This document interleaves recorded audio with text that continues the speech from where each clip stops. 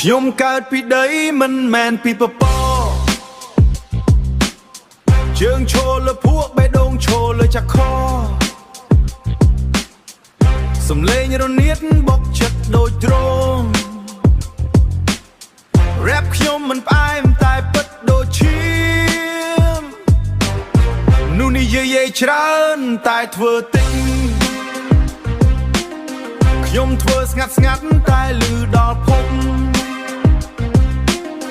ពីភូមិដល់ទីក្រុងខ្ញុំដើរតែមួយផ្លូវ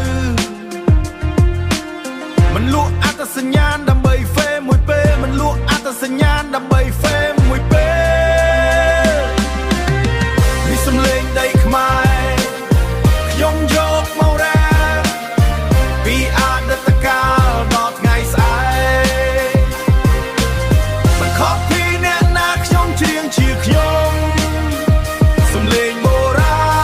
ណលីពីសម័យស្រឡាយផ្លុំឡើងដូចស្រែកពីភ្នំ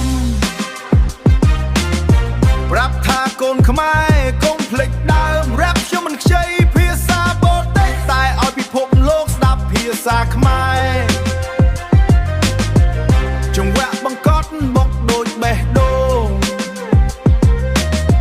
លឺរៀងលេងនេះជាជីវិតពិត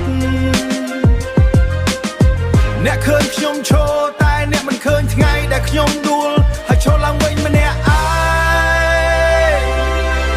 អតីតកាលនិយាយជាមួយបច្ចុប្បន្នតន្ត្រីបុរាណមិនដែលចាស់វាគ្រាន់តែរងចាំអ្នកណាម្នាក់ឲ្យសំឡេងថ្មី